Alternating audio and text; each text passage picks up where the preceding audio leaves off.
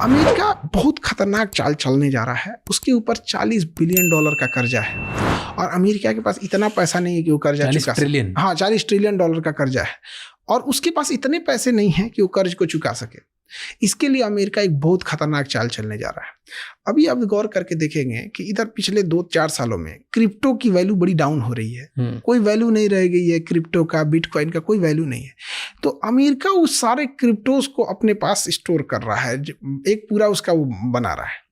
अब वो क्रिप्टो को अपने जितना उसे चाहिए था उतना स्टोर कर लिया है। अब वो वार के रास्ते से धमकाना चाह रहा है पूरी दुनिया को कि देखो तुम मेरी बात नहीं मानोगे तो चाहे खमैनी हो घर में घुस के मारेंगे, चाहे मादुरो हो घास से उठा के ले जाएंगे। रसिया कुछ नहीं कर पाया, चाइना इंडिया चुपचाप बैठे थे। अब जो हमारा $40 ट्रिलियन का कर्जा है वो हम क्रिप्टो में चुकाएंगे। जैसे ये अनाउंस करेगा अमेरिका तो देखिएगा ना, क्रिप्टो की वैल्यू बहुत बढ़ेगी। अब जब क्रिप्टो की वैल्यू बढ़ जाएगी तो कहेगा लो जाओ भैया, ये ले जाओ पैसा। अब जो क्रिप्टो में दे दिया वो पैसा, अब जैसे कर्जा चुका देगा अब क्रिप्टो की वैल्यू डाउन करा देगा। यानी आपका पैसा भी चुका दिया, आपके पास कुछ बचा भी नहीं। मतलब हमने आपको पुराना नोट दे दिया, उसके बाद कह दिया नोट बंद। तो अमेरिका मेन यही है, इसीलिए वो काफी ब्रूटल एक्शन ले रहा है कि जब वो अपना कर्जा चुकाने क्रिप्टो में आएगा तो कोई बोल ना सके। इसलिए आप देखेंगे कि इसी युद्ध के दौरान लगभग $400 मिलियन से ऊपर, लगभग $800 बिलियन के आसपास चाइना ने US ट्रेजरी बॉन्ड से अपने पैसे निकाले हैं। तो धीरे धीरे सब निकालना चालू कर रहे हैं। और ये सब अमेरिका का प्लान है कि ट्रंप का? सब एक ही जैसे हैं। थोड़ा सा ट्रंप ये है कि बड़बोला बदतमीज टाइप का ज्यादा है और ट्रंप की इस नीतियों को अमेरिका को एक लॉन्ग टर्म में बहुत भुगतना पड़ेगा। क्यों? देखिए, हर देश को अब ये अमेरिका ये बात को साबित कर दिया है, किसी भी देश के प्रेसिडेंट को, कि मिलिट्री का डिसेंट्रलाइजेशन करे वरना वेनेजुएला टाइप का हो जाएगा। और डिसेंट्रलाइजेशन जैसे ईरान है, आज ईरान के पास एटॉमिक पावर रहता तो कुछ कर पाते, नहीं कर पाते। तो हर देश को अब लगने लगा है कि अब चुपचाप बनाना है और कोई ठीक नहीं है। जैसे अब ये लोग जब मन बढ़ जाता है ना तो ये लोग कहीं नहीं रुकते हैं। जब ये रसिया के पास जाएंगे या कोरिया पे निपटेंगे, क्योंकि अभी तो चाइना पे नहीं जा सकते क्योंकि उसके बाद था पैसा हो गया है, तो वो क्या करेगा? वो अपने प्रॉक्सीज को, जब जैसे ईरान अपने प्रॉक्सीज को हथियार देता है, अपने प्रॉक्सीज को मिसाइल देता है, अगर रसिया के पास ये चले गए और ये अपने प्रॉक्सीज को एटॉमिक हथियार दे दिया तो क्या करेंगे? तो किस दिन ये क्या करेंगे सब कोई वो नहीं। मतलब ये जंगल नियम लगा दिया कि जो पावरफुल है वही करेंगे, जंगल राज, कुछ नहीं कर सकते इनका। बट ऐसी सिचुएशन में ट्रंप को कौन रोक सकता है? ट्रंप को तो वहां की पब्लिक को इस पे करना चाहिए। बट वहां की पब्लिक भी क्या है, जो एप्स्टीन फाइल पे आवाज नहीं उठा सकी, वो क्या कहेगा?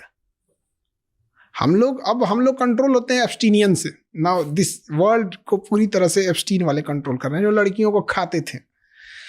4 साल 5 साल की लड़कियों का रेप किया सभी से, और वहां एक्सेप्टेबल है। हमारे देश में अगर कोई रहे तो सड़क पे निकल ना सके, वहां भी एक्सेप्टेबल थोड़ी हो। तो खुलेआम घूम रहे हैं, मंत्रिमंडल की बैठक कर। आप बताइए, देवगौड़ा साहब जो प्रधानमंत्री थे, उनका पोता रेप केस में फंसा, पूरी पॉलिटिकल करियर खत्म हो गई। क्या वो समाज में एक्सेप्टेबल है? नहीं एक्सेप्टेबल है। बट अमेरिका में ट्रंप आज भी एक्सेप्टेबल है, जबकि उसके पूरी एप्स्टीन फाइल में है।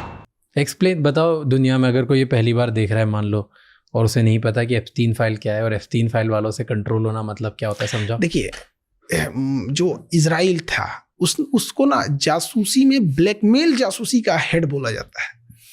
तो इसने क्या कि ये सब मिलके कि जेफरी एप्स्टीन को आगे बढ़ा है सब, और उसके पास अथाह पैसा दिया, फंड दिया। और जेफरी एप्स्टीन क्या करता था कि जितने बड़े बड़े लोग थे उन सारे लोगों को अपने यहाँ पार्टीज में बुलाता था।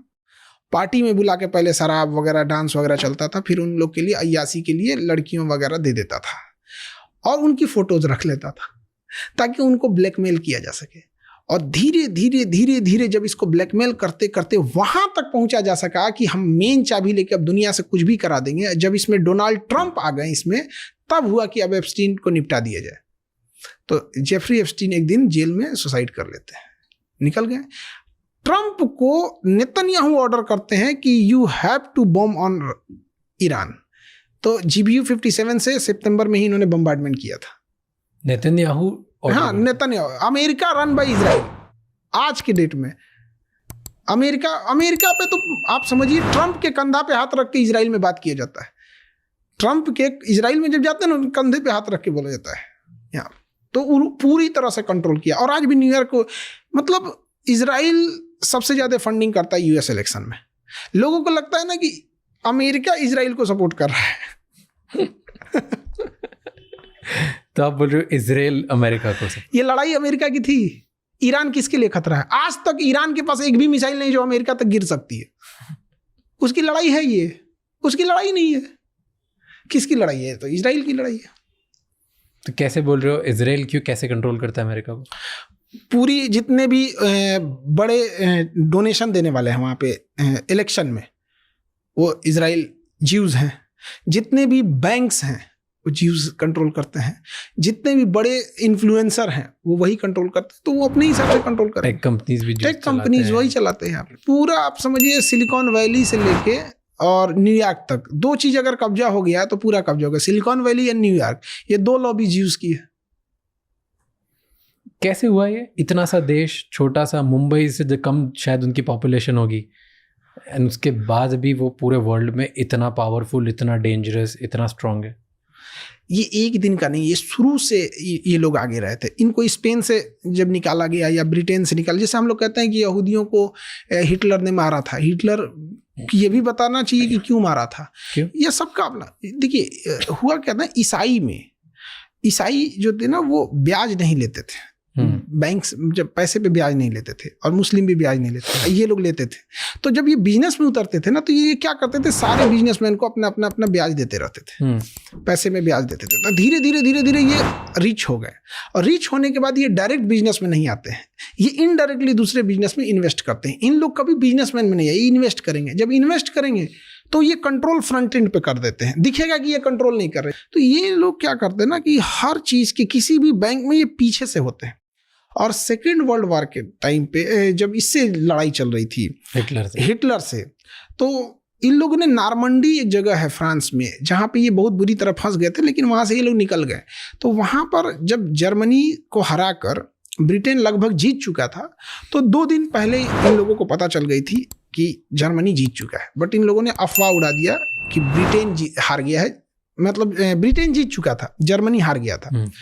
तो इन लोगों ने अफवाह उड़ा दिया कि ब्रिटेन हार गया है। तो जो ब्रिटेन के बैंक्स में ट्रेजरी बिल रखे थे या जो भी फाइनेंशियल वो सब चीजें थे, लोग अपना शेयर वगैरह बेच के हटने लगे कि भैया ये तो खत्म हो गया कहानी इसका। उस समय इन लोगों ने खरीद लिया था। 2 दिन बाद पता चला ब्रिटेन जीत चुका है। तो इन लोगों के पास ये सब चीजों का बहुत कंट्रोल है। और सबसे बड़ी चीज है जासूसी इनकी, हर जगह पे। मतलब आज ईरान में ये हाल है कि 3 ऑफिसर में से 1 ऑफिसर इजराइल का है। पर ये मैं अभी तक ये नहीं समझा कि हिटलर क्यों अगेंस्ट था जूस के। वो जर्मनी में रह के पैसे से ब्रिटेन की मदद कर रहे थे। ओके। तो कहा कि भाई तुम जर्मनी में रह के पैसे से उसकी क्यों मदद कर रहा है? तो उनको भगाना था उसको।